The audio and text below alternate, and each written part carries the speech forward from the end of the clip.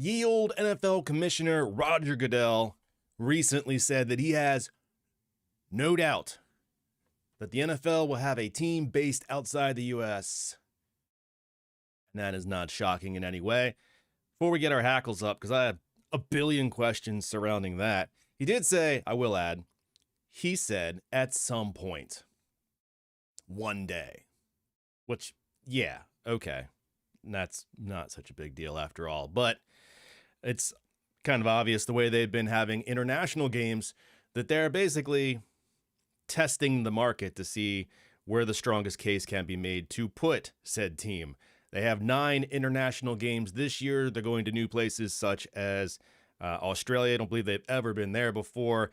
And they're just basically looking for KPIs.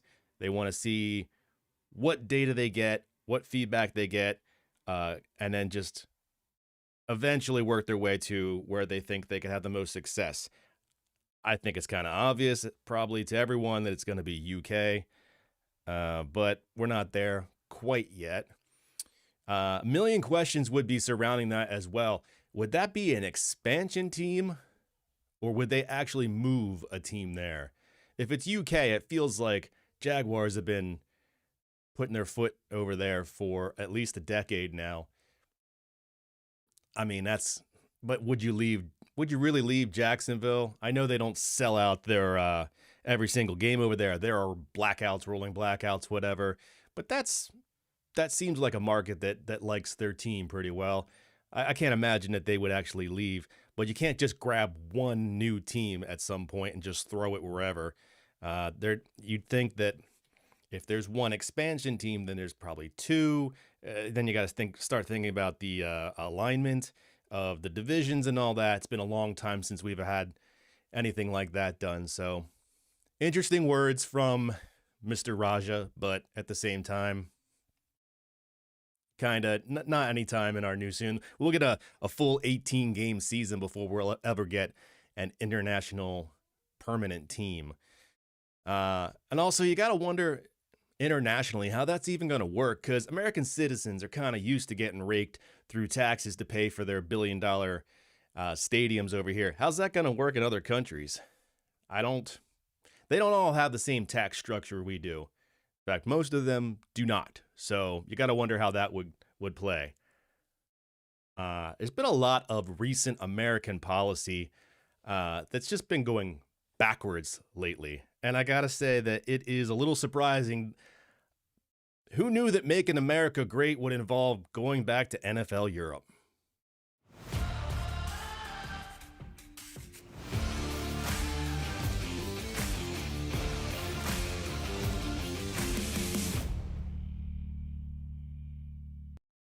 Welcome to Shut Up Football, a YouTube live stream or podcast, depending on how you consume it, where we talk about football and pretty much that's it. I'm Jeff Stoltzfus. That's Kevin. And Kevin, have you been watching Hard Knocks? I should say, have you seen the first episode? Because that just dropped not too long ago. I just caught it last night. And it starts off with the Seahawks and their gigantuan rings for winning the Super Bowl. I mean, these things are, I don't want to go on an old man yells at clouds tangent, but these things are getting out of control. I have no problem with the amount of diamonds, emeralds, rubies, whatever, sapphires and sassafras, whatever they want to put inside these things. I do like the little drawers and secret compartments and things that pop out. That's pretty cool. But the sheer size of these things they're comical at this point. Watch these guys put on their rings. And I mean, first of all, it's bigger than a Green Lantern ring. And it's bigger than their watch. To seriously see them put it on and then compare it to their watch just behind it, and it's bigger than the watch. The size is just kind of getting a little out of control. And I kind of feel like maybe they're just kind of working towards what I think a lot of NFL players kind of would rather have, because nobody's wearing these things anyway. They just want to take them out for show. What I think they might be working their way towards is belts. I don't mean like regular belts like you and me. I don't wear belts. I am strictly a no pants person. But I'm talking about like World Wrestling belts, the big belts they throw over the shoulder. Seems to be kind of the direction they're going. So I don't know. You tell me. Is it farcical? Farcical? What's the word, Kevin? Stupid? Nah. Maybe. I don't know. Today, we are talking about the Browns' new stadium. It's not our first glimpse that we've gotten at the new thing, but it is the one that was going viral this week because they had a 3D model. I don't know. We'll get to it. And also, there's updates on some injuries going around the league this week. Jason Kelsey's got a P-tape of sorts that we'll talk about. And I will try to answer some very stupid questions that I came up with myself. But first, it's barely news. I've just been handed an urgent and horrifying news story. Before I start ranting about something, which is kind of the crux of the entire show, Zadarius Smith has unretired. Golf clap for Mr. Zadarius. Always a good player. Welcome back to the league. He is a 33-year-old, he's not a 3-year-old, 3-time Pro Bowler. Oh my God, if he was a 3-year-old, that would be hilarious. Joined the Falcons for $6 million. That's low for his position, but again, 33 years old and retired last October after playing just 5 games with the Eagles. This keeps happening to the Eagles, that they keep getting in older players and then they retire. It's like been 5-6 seasons in a row, and I remember that one being particularly eyebrow raising due to the fact that not only was it my favorite team, yes, I am an Eagles fan. It just kind of seemed like, well, at the time, maybe he didn't know it was going to be a shit show. It seemed like, what's up, buddy? Are you just physically unable to anymore? He only had 1.5 sacks last year, and he wasn't really an important piece. He was rotational. But the year before, 2024, he had 9 sacks. So I don't think there's nothing left in the tank. It's just a question of how he's used to maximize what's there. The Falcons is actually a good landing spot because their depth is just completely, I would say, decimated at this point. It's thin. It's really like anorexic. Jalen Walker, because remember, Jalen Walker and James Pierce were both first-round picks just, 2 years ago? And they were both very good. I remember Jalen Walker was probably the most touted, biggest name in that draft in terms of edge rushers. I was a personal fan of James Pierce at the time. I thought he actually had more ability, and he certainly does, just not on the field. Oopies. So Jalen Walker has already been lost for the season due to his ACL tear. James Pierce is already suspended 8 games after successfully completing his prerequisites for his serial killer certification. Yeah, that's what he needs. More free time. So they're going to have a need for Zadarius to be there. He should have no problem starting. And we'll see what's left. You know, they're going to need him. They're going to need a lot from him, really. Hopefully they can. I don't know what they have else around or behind him to really help that much. It's going to be certainly tougher this year for the Falcons' defensive line than initially thought. That's unfortunate for injury reasons, for Pierce and Pierce's girlfriend's reasons. I actually had more I want to get to, but I couldn't help. This one caught my eye. It floated around earlier, I think a week or two ago, and I kind of dismissed it. And then it popped back up again like a goddamn whack-a-mole, and I kind of can't ignore it anymore. And that is Aaron frickin' Rodgers. And it's not what you think. Him going on McAfee and complaining about Fauci. I don't want to get into all that. I don't want to get into politics here. There is a very thin line, I think, sometimes between saying nothing so that you don't anger everybody and get into a conversation you don't want to have versus standing up for what you believe is right.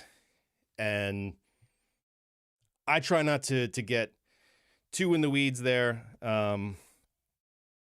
it's just not beneficial, I think, for anyone. Sports is the kind of thing where we can come together, where we try to make light of things and jokes and happy times. But I'm gonna have to complain about one thing with Aaron Rodgers outside of that, which is that they say, let's go with allegedly. Let's use that word for legal purposes because I have no money to fight anything. Aaron Rodgers allegedly made a secret $37,000 donation in 2024 via an LLC to fund roughly 17 flock-like safety license plate tracking cameras for the Cedar Grove Police Department in New Jersey. This actually says flock. I don't believe it was flock. I think it was flock adjacent. But it's the same thing. It's the nanny state or whatever you want to call it, which I think is funny for a guy who seems to be a little into tin hat conspiracies that he basically funded one.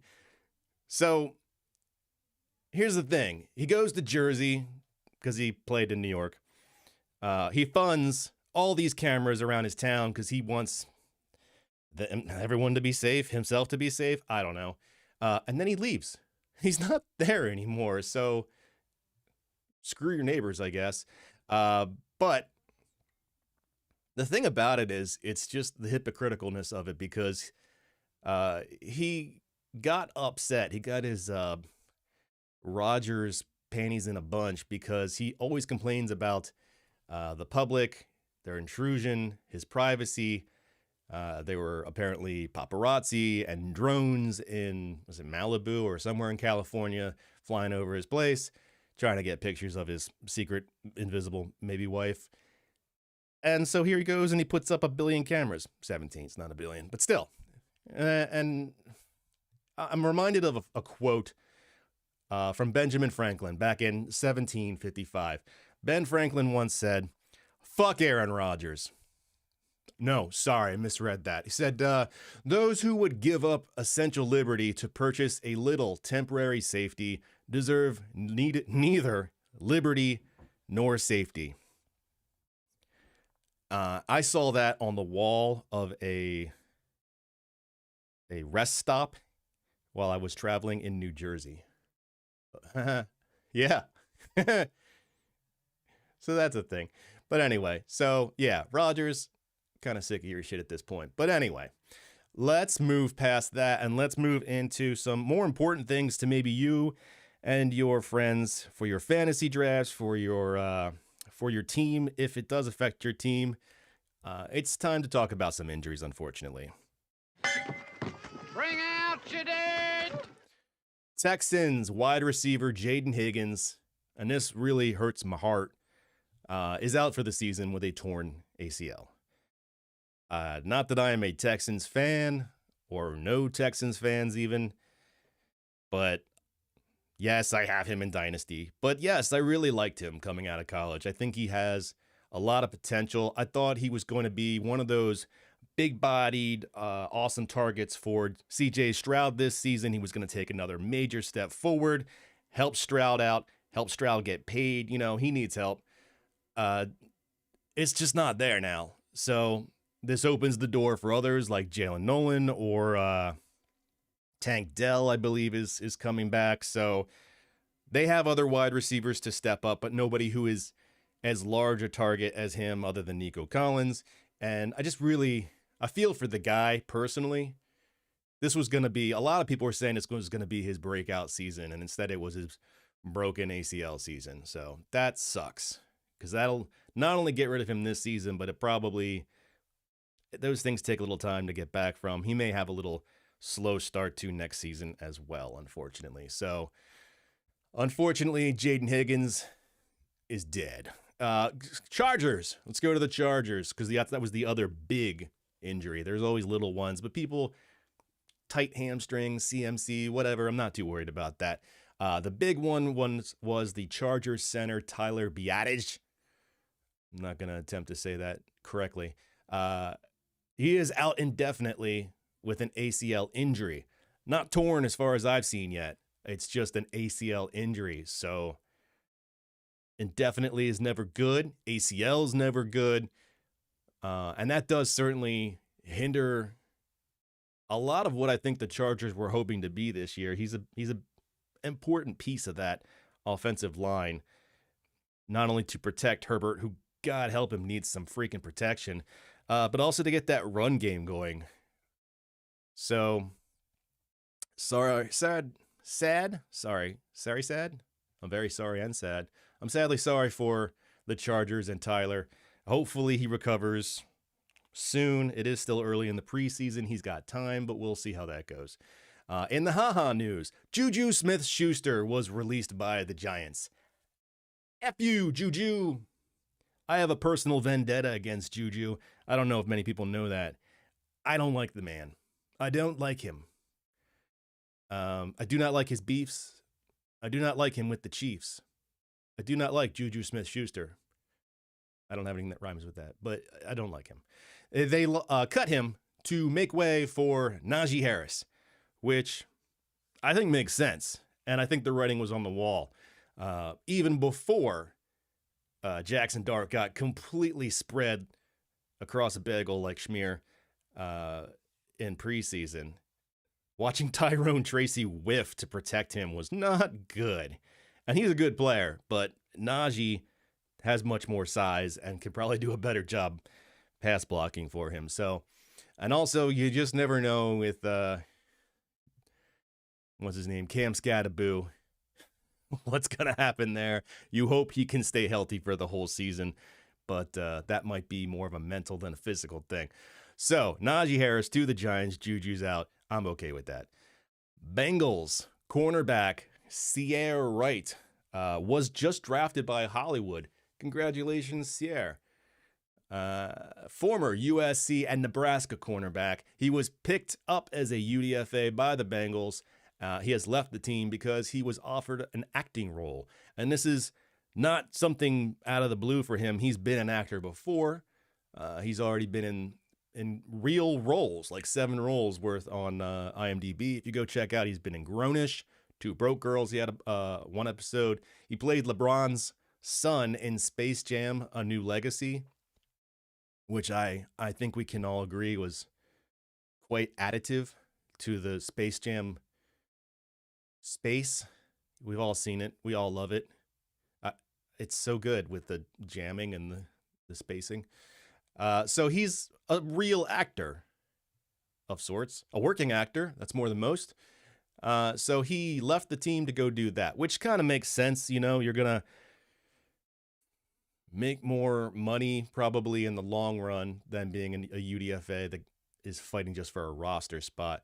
They didn't say what the role was. They didn't say what the movie was, just that it's an unnamed project shooting in October. So we can only guess if he is going to be on Margot's Got Money Troubles or maybe Matlock. Although they did say, I think it was movie. So Grown Ups 3. A lot of things are possibilities for Sierra. Are they making another movie about Sean Payton starring Kevin James? Fingers crossed on that one. Give the people what they want. Or maybe make Sierra Wright playing Sean Payton in the movie. That would be a nice change of pace.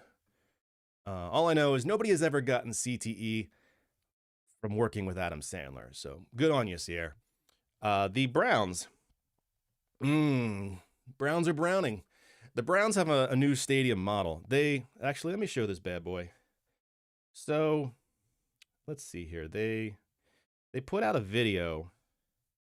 Let's get to it here. They put out a video 2 years ago. Got a little 3D rendering here. It's angular. Very angular. Look at that bad boy. That is, it's interesting. I'm kind of in the way. Damn it. Yeah, there we go. It's very, I guess a little bit reminds me of the Minnesota Vikings one in a way, just because it's pointy. Got a lot of pointy going on. And it is a dome, air quotes, because it's not a dome. It's covered. And you know how I feel about that. I love me some good domage. I'm pro dome. I know it's not a popular opinion, and I kind of like that. I'll lean into that now at this point. Try and stop me. Come at me. I'll make t-shirts up.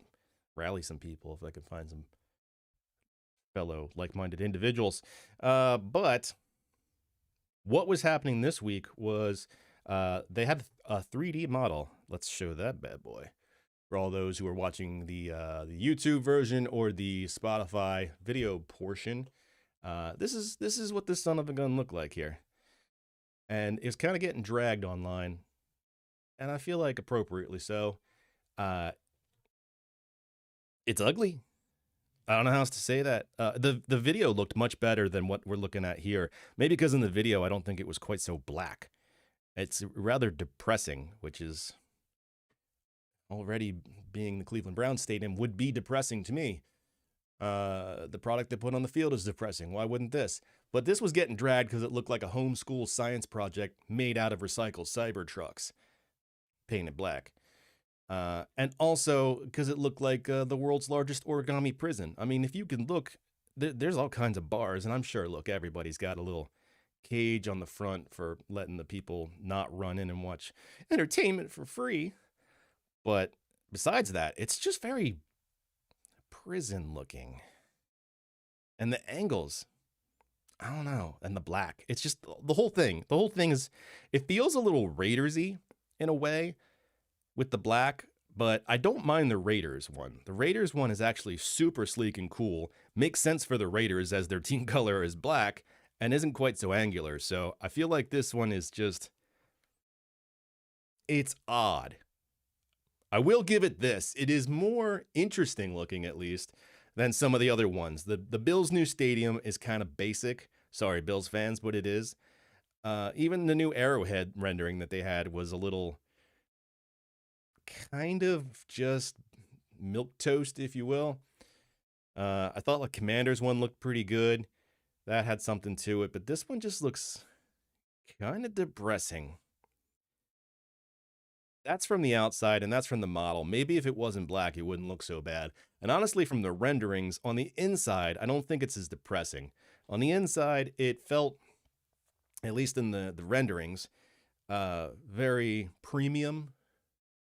Very, not quite to the level of SoFi, but definitely that you could tell like where the money went.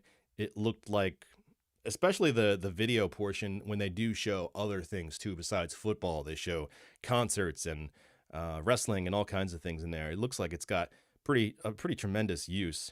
So we'll see how it actually goes. I think we're still, a couple years away from that. Maybe when the team gets rid of their sexual predator and starts winning games with a real quarterback, maybe that will all, make people happy in Cleveland, and then they can just paint this thing like happy pink or something, or put little smiley stickers on it, something to make it nice and happy.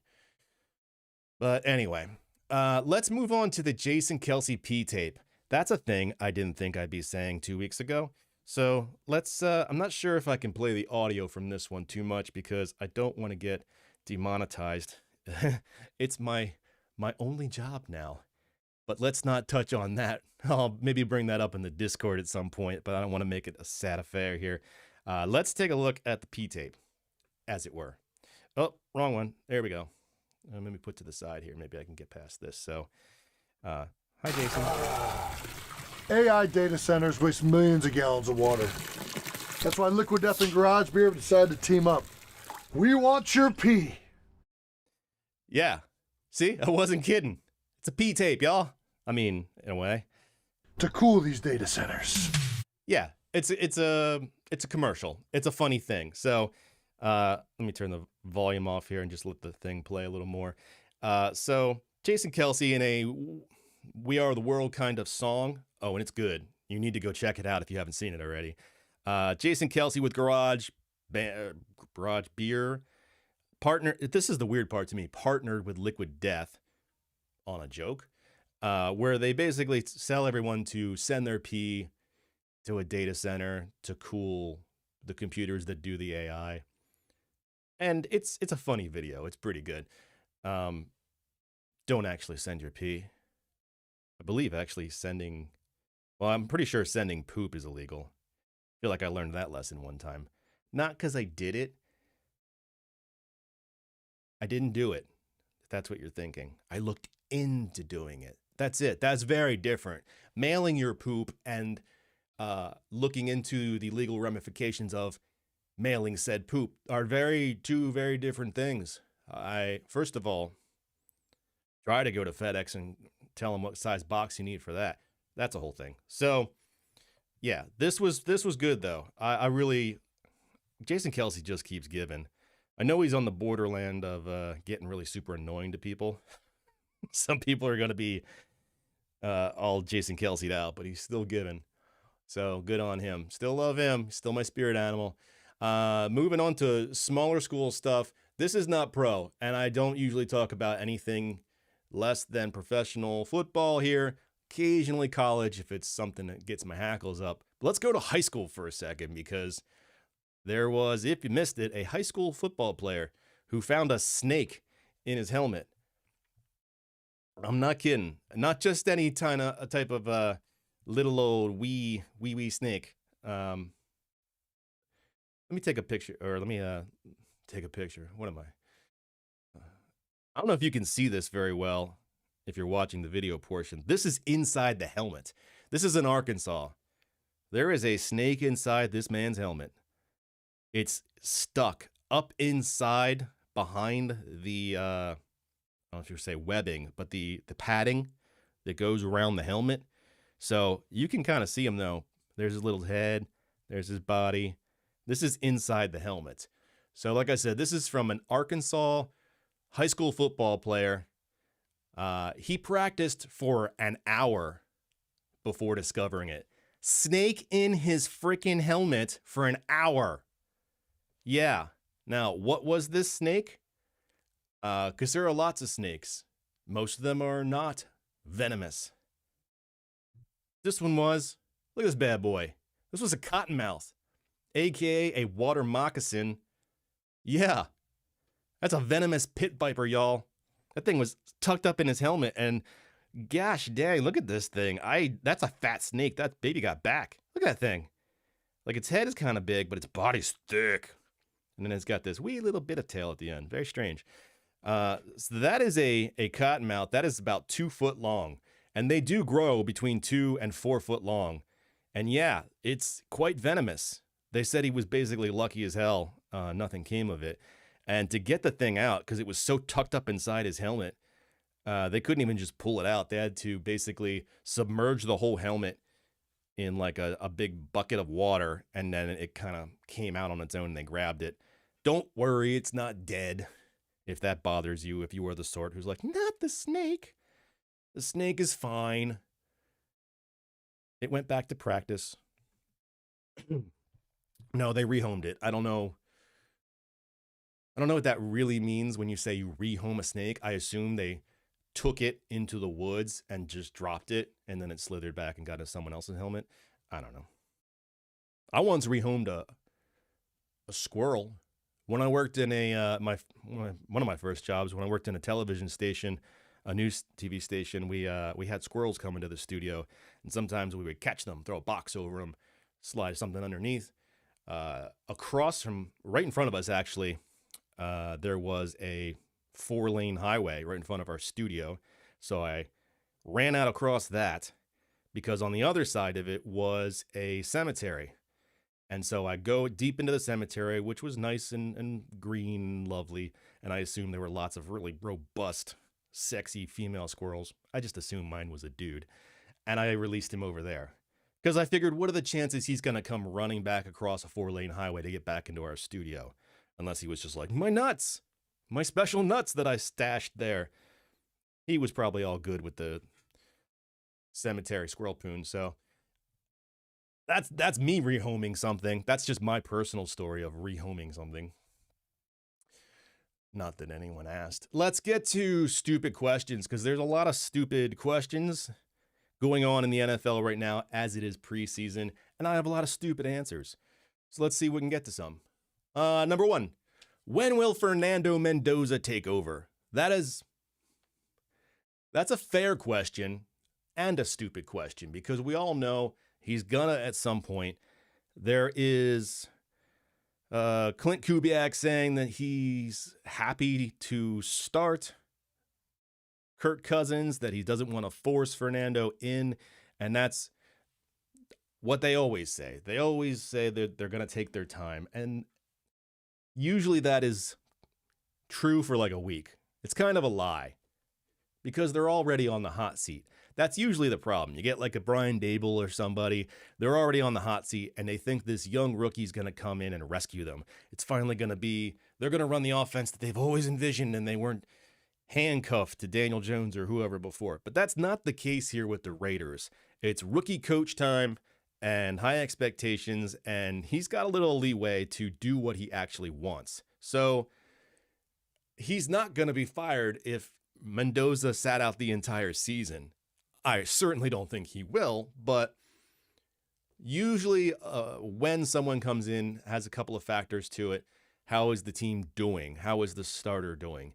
And I see 3 possible scenarios for that. So I'm going to hit all 3, and you just tell me which one you think is most likely. I know what I think. You know what? I'll tell you anyway. So the Raiders have the 7th hardest schedule. So saith, according to ESPN. Seems kind of unfair considering they are the Raiders. But there's the first opportunity, I think, is week 4. Because I think it's very possible that Kirk Cousins comes out and does well for a little while. I think we saw last year when he did come in relief, he had a little bit left. He made some good throws. He made some good decisions. What I'm curious about is how long he can keep that up. I think at this point, he is basically akin to Joe Flacco, which is that he can still make good decisions. He can still run an offense, still has somewhat of an arm, but the limitations are there, and it's just a matter of time. I mean, even if he were to win the entire season, it's a matter of time, but he's not going to do that. So week 4 is the first opportunity. That is a home game, and I think that is a good time, and a home game also makes sense. That would be the first opportunity. I think that's also the least likely, but that makes sense. Week 8 versus the Jets would probably be the next one. If you get an itchy trigger finger, if things aren't quite going the way you want as Clint Kubiak to run the offense, the wheels are coming off on Cousins. It's not that you need to know what you have in Mendoza. He's your guy for the future. You're just handcuffed to him. But if you really feel like it's time to just get him in there and get it going, week 8 versus the Jets is probably a good time. The only bad thing about it is it's a road game, and then you are immediately followed by San Francisco, Seattle, Denver, Cleveland. Like you throw him in a road game against the Jets, maybe because you feel like they won't murder him, and then he's going to get murdered. It's going to be a gauntlet. So maybe that's probably pretty likely, though. I mean, you're going to have to throw him in there at some point. So 8 seems to be a good spot.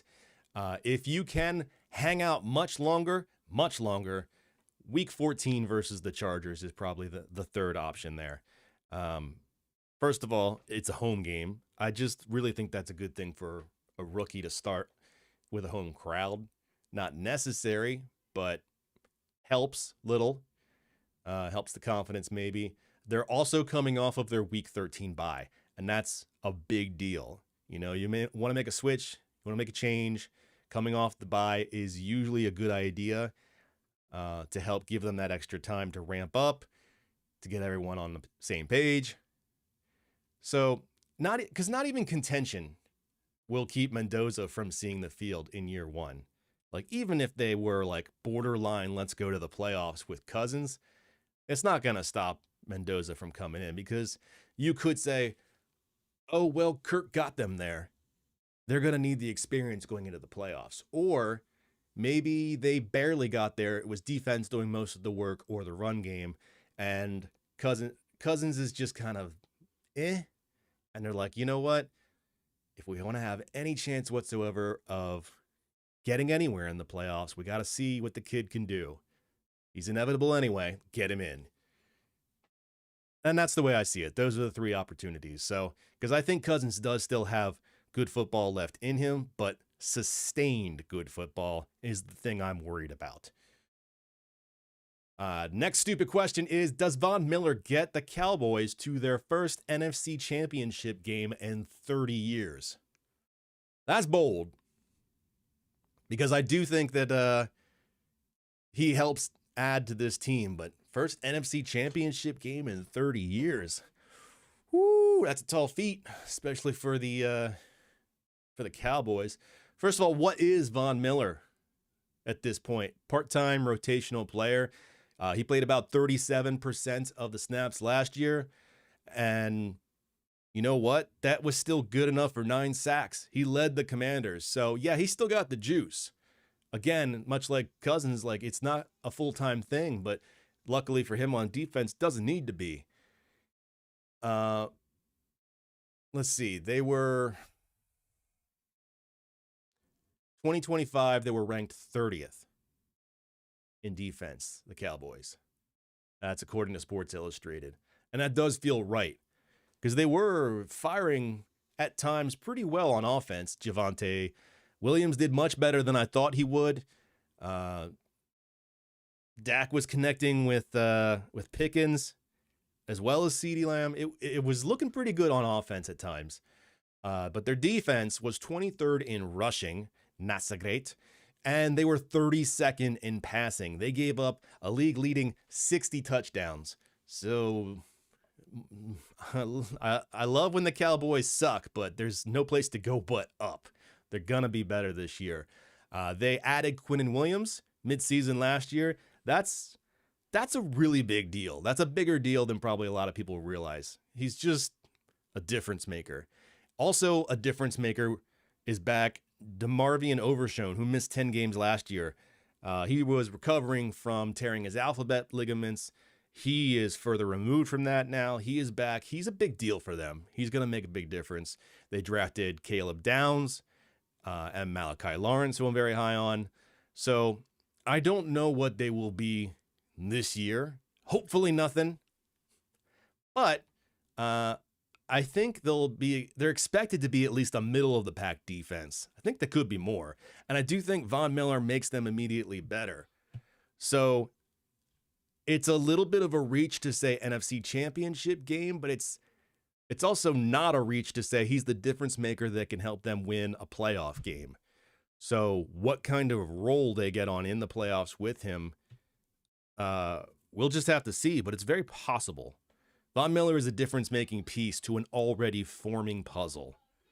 So, third one, is Eli Stowers a bust? Rookie tight end for the Eagles.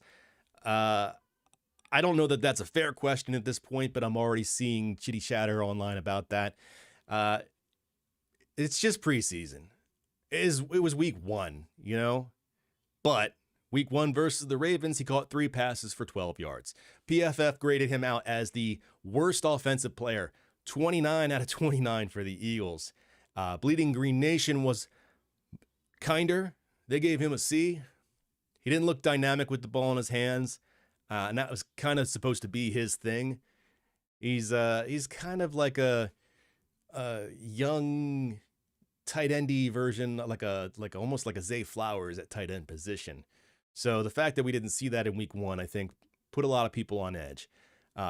He was mediocre blocking against second stringers. I don't like to see that against second stringers, but blocking was never really his best trait, I thought. And being that they're not expected to need him specifically as a starter this year, or hopefully not, didn't really shock me.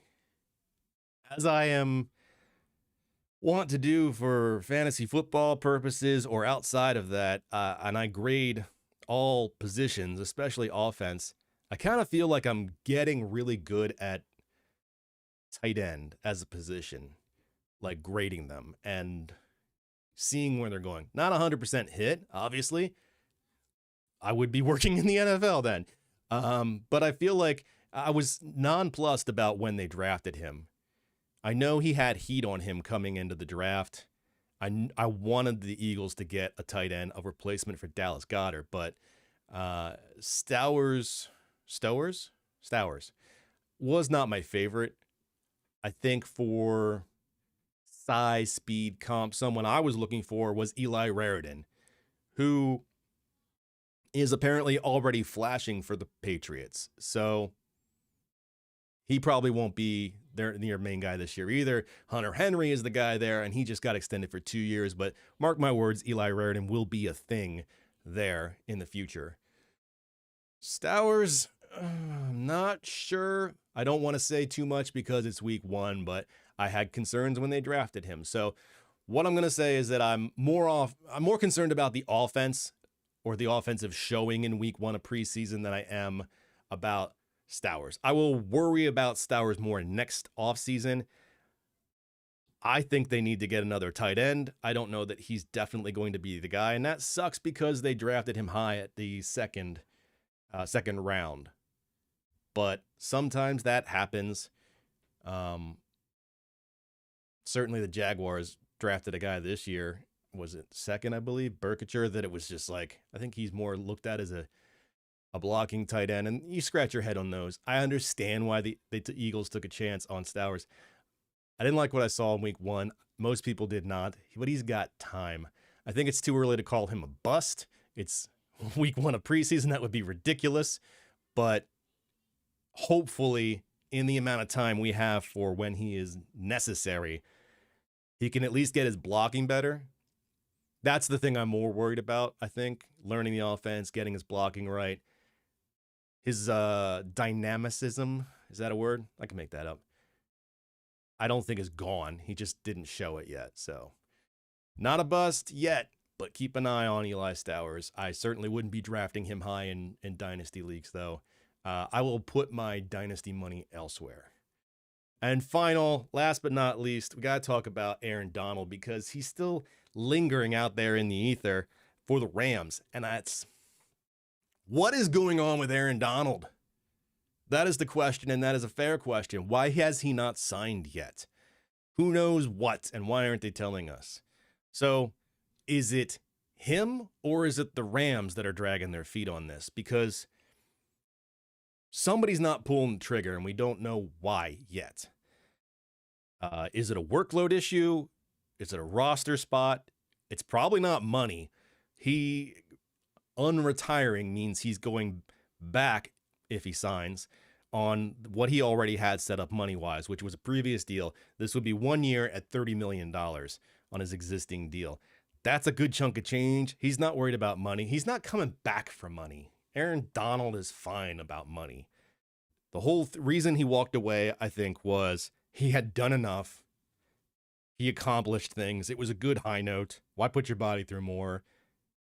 It was just a good time. However, he started all this shit up now with the pictures and the tweets and the videos and the tryouts. He's had 2 tryouts now for the Rams. So this is a thing that he is at least exploring, if not pursuing. Is he looking for a graceful exit from all of this? That is the idea floated by Mike Florio of Pro Football Focus. So that's very possible. You know, what if you start all this up and then you decide, either can't do it, don't want to do it. A lot of things could be at play here. We don't really know. He's 2 years away from the game. What if he comes back and it's just disappointing? What is the point? And what if he comes back, or what if he just doesn't want it as much? I think we all overlook that. What if Aaron Donald just wants to explore and see what's possible, to know that he could? But what if once he gets there, working out with the Rams, he's having a good time, they're having fart jokes, whatever, going on, snapping towers in the shower, and then he's just like, you know what? I don't actually need this. Like, sure, it would be fun to play alongside Myles Garrett, and we would be the favorite to win the Super Bowl, but probably the Rams are, even without Donald coming back. Maybe he just doesn't want it as bad as he used to. I think that's a tough thing mentally, to get there. So hopefully we find out soon. I kind of am getting sick of this, to be honest. I love the Rams. I love Aaron Donald, but the hemming and the hawing and the wondering why is getting a little annoying. And now I'm just contributing to it. And also, I guess there's no timetable put on any of this. We forget about that too.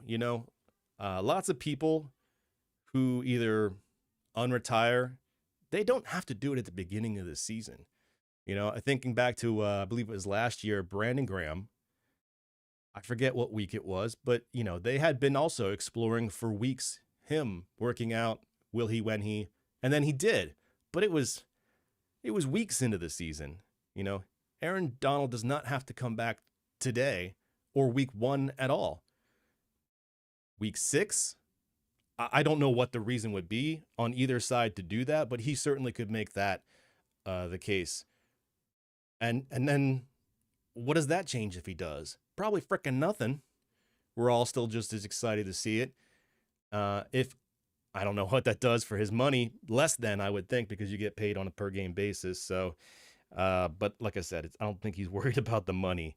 If he's worried about his body and his ability to do it at, I think he's 35 now. If he's worried about his ability to do it for a full season, that is very likely that he waits a month before he comes back. Because let's be honest, he's playing for the Rams or he's playing for no one. He's not unretiring to go see what Shedeur Sanders has. Oh, this is going to be exciting to play with Shedeur. No, it's the Rams or bust. So either way, I'm thrilled. I look forward to that. What does this button do? Oh, never mind. Sorry. I got distracted by OBS. That's it for today. Thank you so much for joining me.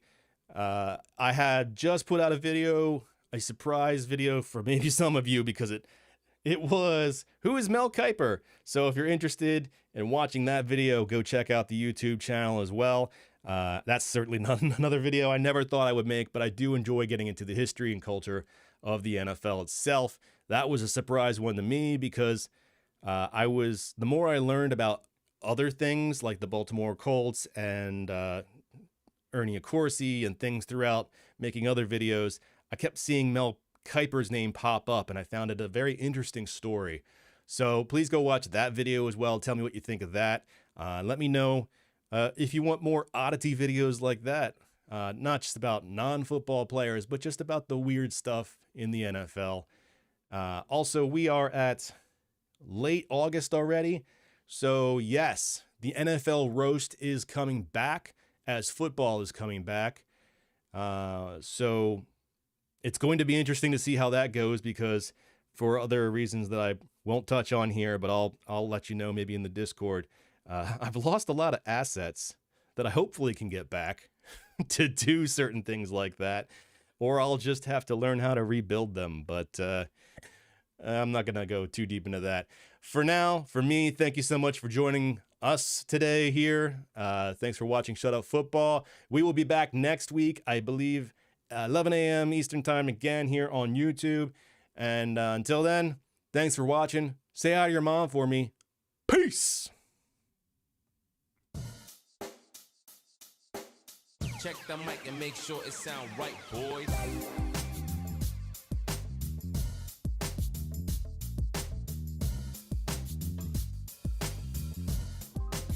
It sound right, boy.